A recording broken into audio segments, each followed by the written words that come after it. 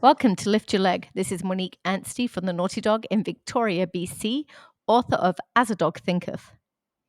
And Jill Brown from Calgary, Alberta, the Bag Lady.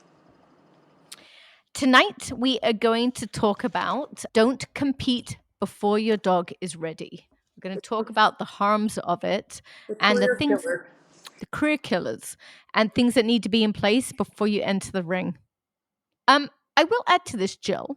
Do you think there's a difference if you compete in rally before the dog is ready or pre-novice before the dog is ready? Well, I don't do either.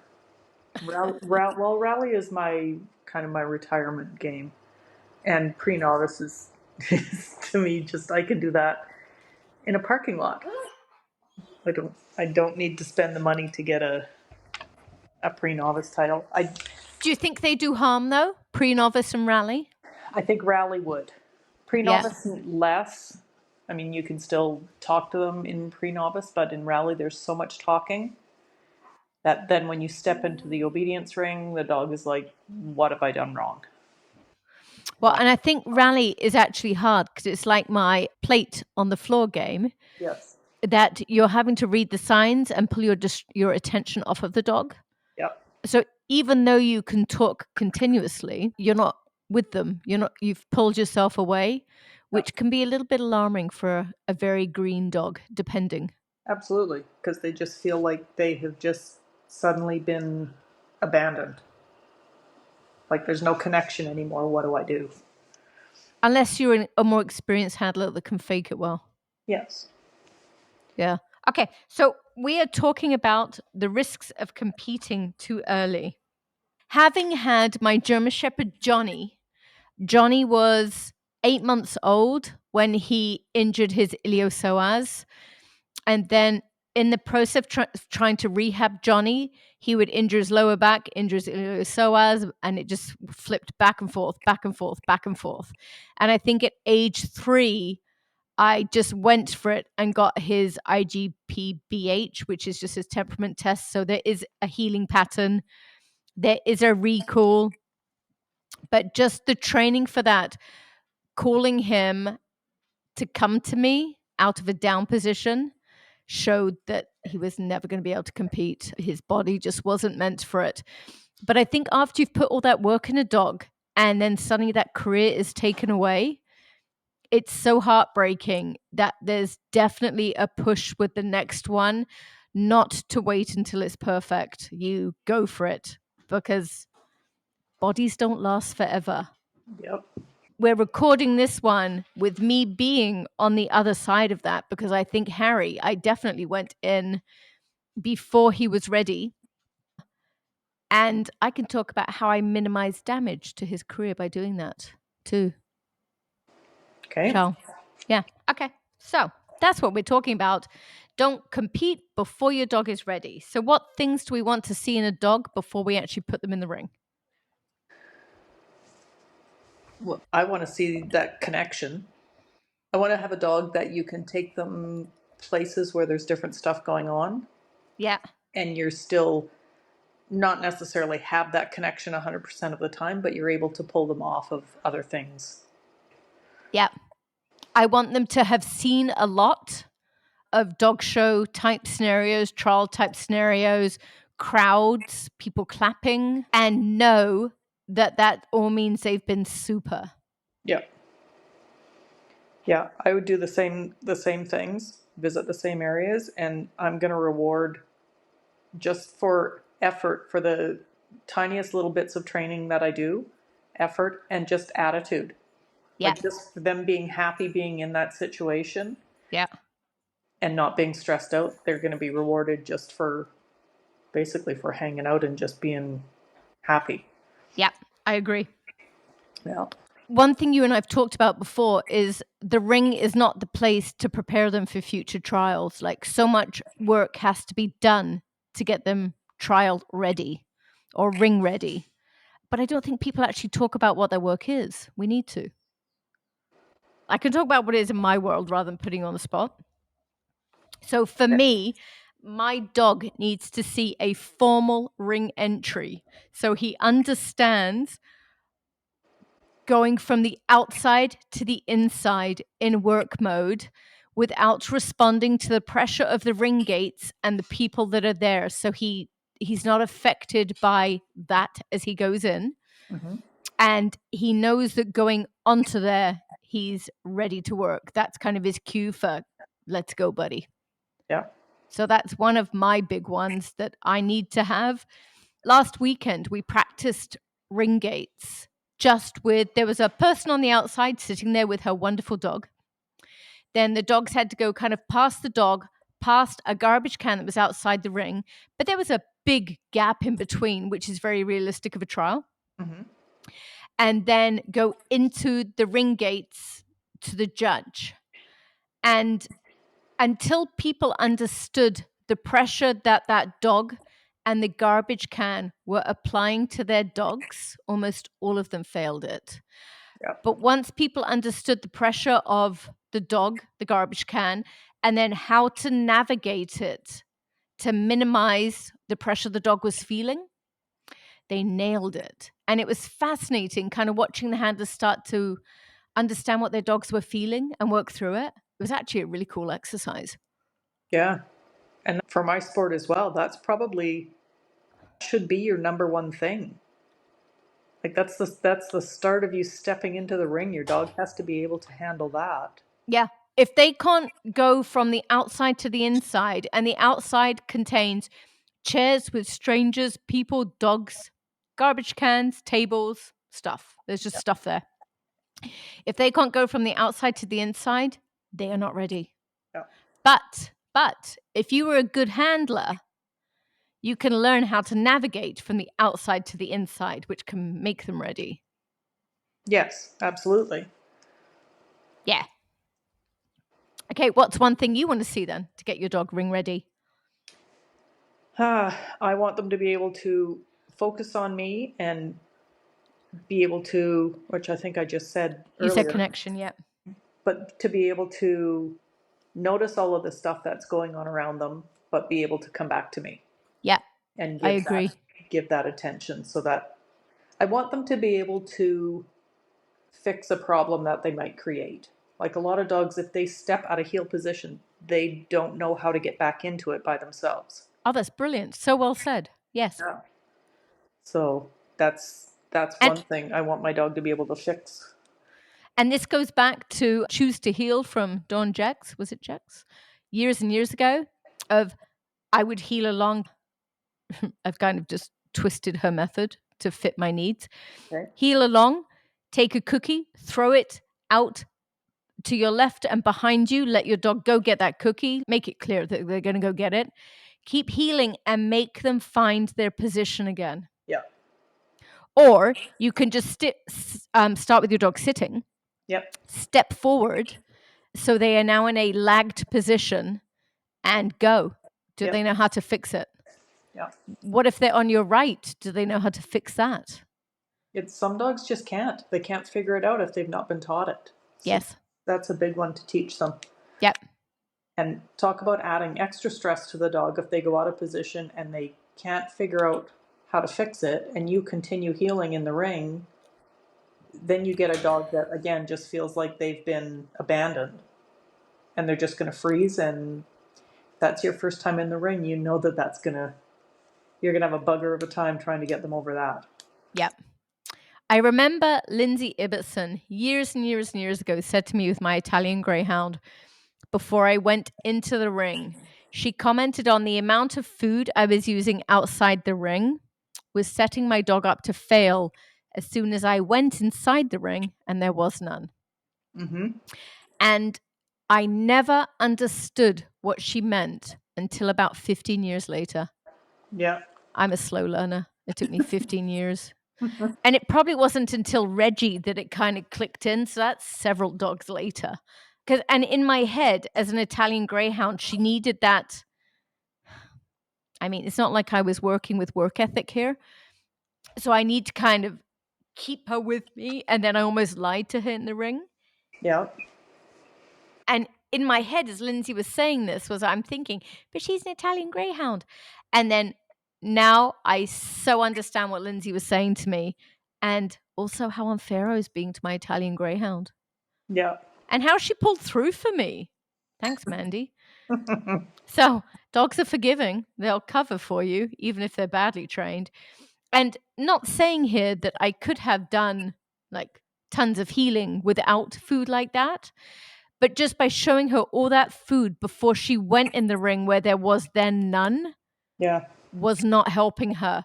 I should have used like one piece intermittently, unexpectedly, and gone for it rather than saying, today you get tons and tons and tons of food. Oops, sorry, it's ended now. Yeah. Yeah. And they're wondering what they've done wrong. Yeah. So be careful of your warm up. Make sure you're not over rewarding, overfeeding in your warm up before you go into the ring, or you're not being very fair to your dog. Yep. Sorry, Mandy. The human stress as well. Like Yes. before you step into the ring with your dog, they either have to experience you being stressful and know how to deal with it and work with it, or you have to figure out how to cover that. Yes. Because first time in the ring with a green dog, if you're stressed out, you can bet that's going to go right down the leash and the dog's going to wonder who the hell that is. I'm going back to advice I got years and years ago, and I can't remember who it was from. Train with people that hate you. Now, not everyone may have people that hate them, but I'm very fortunate I do. So there is nothing better than training with these people because they're all hoping you'll fall on your ass. And inevitably, I do. And then I pick myself up and continue on. But my dog seeing me stressed and persevering through it, which Yep. is exactly how I'm going to be when I'm in the ring. Yep. So, yeah, find people that hate you. And if you don't have people that hate you, make someone hate you and then train with them. I was going to say, then be a dick. It's not hard to make people hate you. You just got to put a little bit of effort in. Ask me for more personality training tips. Yes, exactly. Life skills Follow, 101. follow Monique for more tips on how to get people to hate you. But it really is very useful and it does add that stress. Yeah, It yeah, really does. It's super. definitely. I'm going to add something here which has nothing about preparing your dog, making sure he's ready for the ring. I forgot it. Oh, continue on, Jill. Oh my God. Leaving the ring Yeah. after your first time, whether you're prepared or not, when you go in the ring with your dog the first time, you better leave there thinking you've got the best dog you've ever seen. Because if you leave disappointed, again, you're just souring the dog to show situations. When David and I competed with Harry and his first dog for our bees, the trial ended up being way, way more difficult than either of us had realized in advance. So our dogs were coming from the outside and couldn't see what the inside looked like.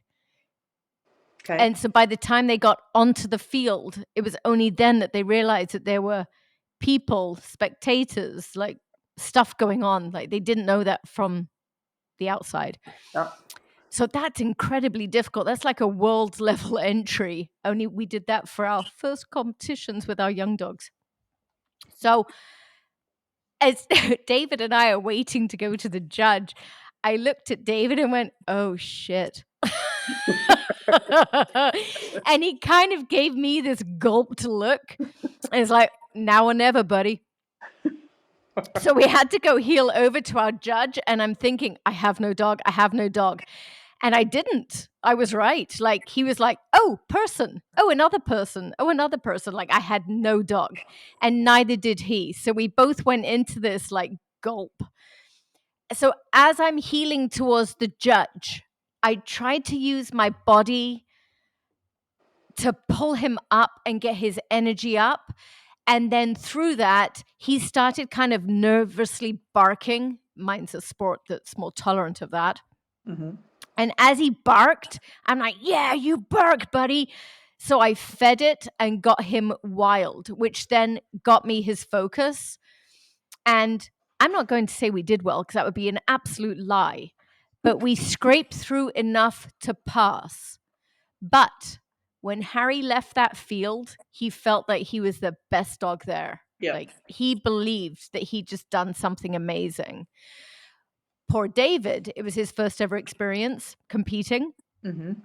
And when he left the field, I think he was probably, I shouldn't speak on behalf of David because that would be very unfair. But I think he felt the pressures of competition. It didn't work out how he wanted. So he was defeated as he left the field. So his dog felt his defeat.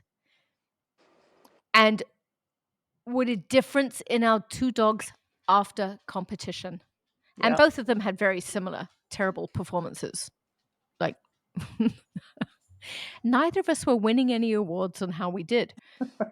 But Harry left like a champion and David's dog left defeated. And then it took a long time to be able to get David's dog semi back Yeah. just because he kind of gave up. He thought he believed competitions weren't fun. When he sees an audience, dad's unhappy with him. That's what he learned. Exactly. Harry learned when I see an audience, I must bark like an idiot. But on his next trial, his one, he was way better prepared and it was a normal trial, like not that difficult entry. And I got what I wanted out of him. And there was green dog errors, which I want. I don't think my green dog should look like a 20-year-old. Mm-hmm. Then the second time I competed with him, I got to start feeling like what we will be like as a team. Yeah. And that's what it should be like. So no matter what your performance is that first time, you make sure that they think it was perfection. Do not let them know when they've made errors. Yeah. Absolutely. 100% the first time. I think that should carry over to every time you're in the ring. Yep. Because if you screw it up, it's done. It's screwed up. You leaving sour faced isn't going to change it. Yep. Go home and train what you need to train. But you don't need to drag your dog out of there and treat him like he's the worst thing that ever happened. Bobby Anderson, who wrote the book Building Blocks for Your Performance Dog, which is a book that every one of you should have. She wrote that with Tracy Libby. Mm-hmm. Watching her compete and her little Sheltie Trump would make an error on his signals or something like that in utility. And she'd be like, oh, Trumpy, Trumpy, Trumpy. And then she'd look at the judge very dramatically, put her hand over her mouth and said, oh, I'm so sorry. I went into training mode. I'll just excuse myself. What can a judge say other than thank you? So her dog got released. She removed all of his stress. He Yep. didn't have to continue on and pretend he had been perfect. Yep. So he got all of his needs met, and she graciously did it in such a way that the judge didn't feel uncomfortable with her leaving. That's what we all need to become. Yep. Bobby was so super. Starting too early. Do you have an age that you look at? Yes, but it totally varies because different dogs are different. So I think 3 years old for me. But Harry was much younger than 3. Mm-hmm. And I think Harry was much younger than 3 because after Johnny, I wasn't going to wait too long. In my sport, dogs' bodies don't last forever. Yep. But I knew I could push it and let him still feel good. Yep. So I did. But I think 3 is ideal. Most dogs are ready at age 3. Yeah, and I'm a little bit baffled by the desire to get in when they're super young. Because to me, even if you've got an amazing dog and you finish all of their titles in a year, then what? I believe that children get to be children. Don't put that much pressure on them. Yeah, like I Something can train till they're 3 or 4 or whatever before I step in the ring. Something else Bobby Anderson taught me, she was so wise. She said, you do not need your high scores for novice, open, or utility. You need them when you're going for your G-Moch legs or your arch. Yeah, So don't put that undue pressure on your novice dog, your open dog, your utility dog.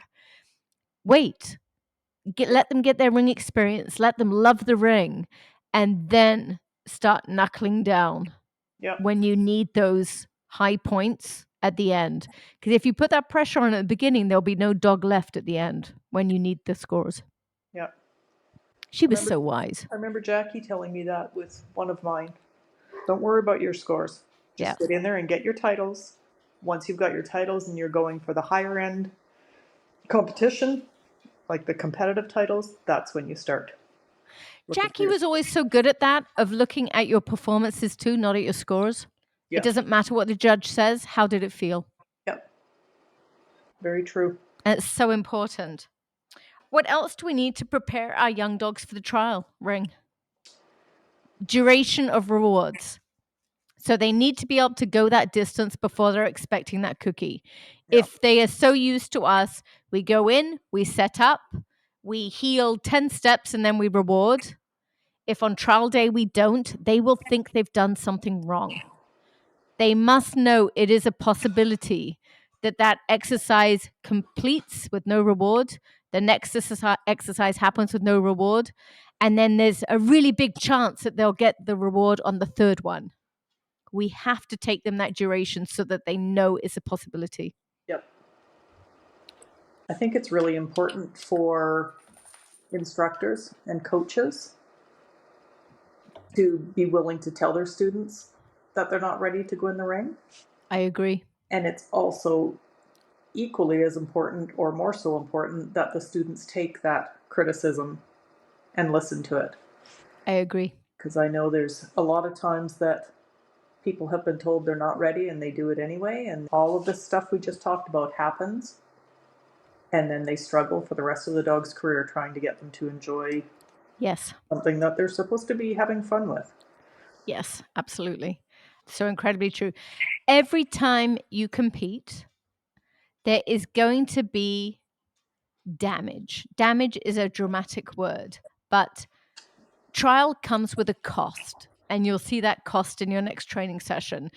So it either takes energy out of your dog or it puts energy into your dog. Mm-hmm. Your next training session, you're either going to be healing with a deflated balloon or a firecracker. You may not know what. So I think when you first compete, it's super important you only do one. Give them a month to think about it and then go back in again. And then on that one, a couple of days later, you need to find out, like, what does my dog do after trial? What is the damage I will see? Does it build him into oblivion, or does it shrink my dog to nothingness? Yeah, And then you must know how to train to fix the damage that trial does. yeah. I like that your theory on doing one trial and then give them a month to think about it before entering again. Yep. I I mean, I also think that that depends on the dog. Some of the dogs are just built to not be bothered by that Yeah. and can go in and do 3 days their first time entering. But then what's the point? Because you're then in open. Yeah, exactly. Which is, Like, stretch it out, because in novice you're holding your dog's hand throughout. In open they have to make quite a few decisions away from you, but all of those decisions are in drive, so they're kind of easy decisions for the dog. They're not going to stress about it so long as you actually allow your dog to be in drive. mm-hmm. But come utility, your dog has to make all these decisions out of drive, away from you. That's hard. Yeah, Really, really hard.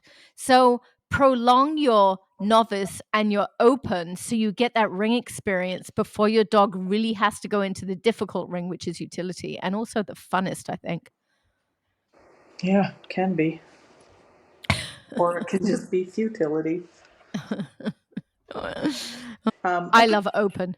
I find that the people that are truly making the mistake of entering too early when their dog really isn't ready are the novice people, because they're just, and I don't mean novice as in the class, but new people to the sport. Green people. Yeah, they're excited to try it. They know they've got the best dog in the world and they want to step in and show everybody how amazing their dog is. And it's a big deflate when things don't go as they had hoped. Well, and I think often as novices, their eye isn't as developed. So they're not seeing all the things their dog doesn't have. They're just rose colored glasses, and they're Yeah, not seeing these small little details that we see. yeah. Which takes me back to We all need to have training friends, Mm-hmm. but training friends that only give you positivity are useless. Fire them. Yep. You need to have training friends that have the balls and the gumption to tell you that I don't like that. I'm not quite sure what I'm seeing here that I don't like, but it's not a picture you'll be happy with. Can I video it for you? Something like that. They Yep. don't have to know the answer of what's going wrong.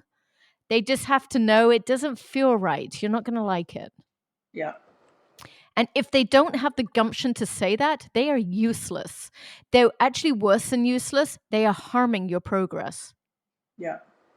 I feel very strongly about this if you can't tell, because I had a person helping me once that failed to tell me a major issue with my dog. And it was it was one of those things. It took me a year to fix it. And in that first 6 months, I actually thought I was going to be unable to fix it and might have to retire my dog. Who does that? Like, who does that? That's just awful. Yeah. So, yeah, pick I your think people wisely. And if they only say nice things, you need to get rid of them fast. I'll be the person that says all the bad things. Everybody out there, if you don't have anyone that will tell you how badly your dog is doing or that something doesn't look good, Yep. I'll do it. Yep. I want my judge to tell me the nice things. I don't need that from my training partner. Yeah. Agreed. Yep. Thank you, Sheila. You need it. Like, what could be worse than someone always telling you how great you are, and then you enter the ring and you come out with like 170 and a half? Yeah. You're Like, like, wait a minute. really? Thanks, man. Why have we been training together all this time? Right. Yeah, you need an honest person with you. Yep. What else? I think those are the big things. Don't rush the age. But also make sure they're mature enough. Oh, I know something here. This came from Hilda Irish Terrier. And it wasn't something I realized until after the fact. And we may have covered this, but Hilda had to know she could make an error and that the world didn't end. And without being mindful of it, in training, I helped her enough that there weren't errors. And I wasn't aware I was doing that until I got in the ring. And then she made an error and just crumbled. Teach them how to fix stuff, like make them do completely incorrect fronts. Yeah. Maybe not make, but actually we do. Jackie always used to do this in classes. Drop a Kleenex at your foot, which is going to, if it's the Kleenex is in front of my left foot, my dog's probably going to come in and sit far right to avoid the Kleenex. Yep. And then help them so they know how to think through difficulties like that. That's so important. And in the case of Hilda, she could not, and she would crumble in the ring. And I realized a big failure on my training part there. Yeah. I had pretty much the same thing with Punch. Yeah. If she made a mistake, the rest of the round just fell apart Yeah. because, oh God, I disappointed mom. Yeah. But And not that you and I would ever be disappointed, but they know we yeah, cannot lie to dogs. yeah, And actually, I wasn't even disappointed. So I can't say we cannot lie to dogs. I didn't really care. But she knew she'd done wrong yeah, and would crumble, same as Punch. yep, Yeah. So teach them how to make a mistake and that it's okay. The world won't end. We don't really care. yeah. And how to fix it.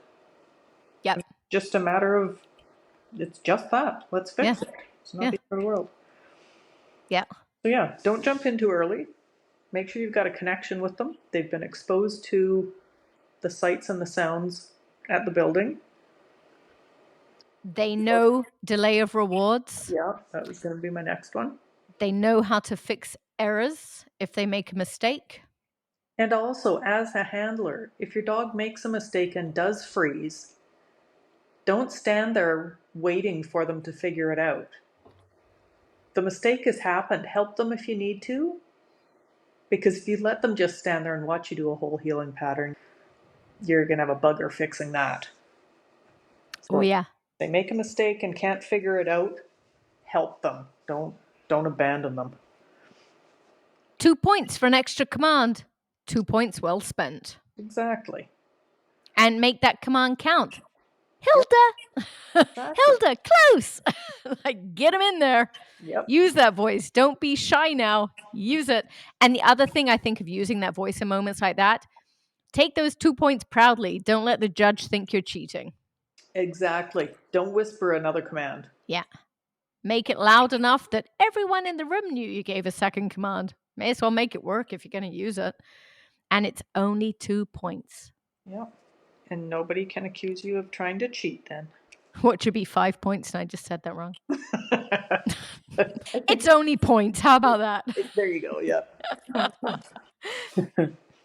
Take those points. Know your rules and know how to play within your rules. That's So we're yeah. all aiming for 200 points. What's going to fail you? What's going to cost you? Yeah. And know, then be strategic. And back to the beginning of that statement. Know the rules. Get a rule book Yeah. and read the rules before you step in the ring. Because if you walk into the ring and you don't even know what to do with your leash, like you definitely shouldn't be there. Nothing to do with your dog. You shouldn't be there if you don't know the rules of ring etiquette. Don't judge me. My rule book used to live on the back of my toilet. Every time I peed, I read one. It's a good It place for it. is how you learn them. Yep. I was reading a rule probably 5, 6 times a day at least. Nobody They, needs to know how many times you go to the bathroom. thanks, Jill. But stick it somewhere where you're just going to keep reading a rule here, a rule there. So you're just covering them bit by bit. Yeah. And you can order the hard copies from CKC. I'm not sure if AKC has the hard copies anymore. I remember reading something about that. But you can download them, so they're on your phone. Everybody's on their phone when they're on the toilet. That's a perfect place to be reading it. Yeah. Yep. Know the rules. Don't just ask everybody the rules. Learn them. Learn them, know how to play within them. That's being a real competitor. Yep. Now, one of my super students, Jody, got the rules for CKC, read them, understood them, and then was doing something in the ring that she then got hit for. And she went out and pulled out the rule book, and in the rule book, she was right. So I can't even remember what it was now, but I remember in ring etiquette somewhere, it said that what she was doing was correct. And it was actually an oversight on CKC in the writing of the rules because she was right. Now you're going to have to find out and let me know what it was. I know. It means I need Karen Blair to help me fix this because she helped solve the mystery of it. But she was right. So read your rules, Yep. know what they say. Absolutely. Yeah. Oh, it was you can give a command and or a signal. And in rule etiquette, it said you could give both somewhere, something like that. I'd have to still go dig deep to find out. Jody, help! Yeah, I'm curious to know now. Yes. Anything else? Have fun. That's my thing at the end of the day. Have fun. This is our sport. It's what we do for a hobby. It's what we do to relieve stress from our busy lives and whatever else that we're avoiding, which is why we train dogs so much. Enjoy. Yep. We are so lucky that we get to compete. Enjoy it. Yep. These are your And weekends away from work. Don't do something that's as bad or worse than work. Have and fun doing it. have training friends and training groups where even if your own dog does not a great performance, the person that you help every day when you train nails it. And then you can be just as proud of your work helping that person as you could have been if your dog had done well. Yep. But with like Sheila and myself, however Sheila does is a reflection on me, providing she does well. I won't blame her if she does badly. And likewise, if I do well with Harry, it's a reflection on Sheila because Yep. she's my eyes and I'm her eyes. So we both have equal invested in each other. So if she wins, I'm just as happy. Yeah, exactly. You better win, Sheila. No pressure. No pressure. No pressure. First, you might want to enter, Sheila, but then you should win. Again, no pressure. No pressure whatsoever, Sheila. All right. All Thank you for right. chatting with me, Jilly Willy. Alrighty. We will talk to you later. We'll see you next Tuesday. Bye. Bye.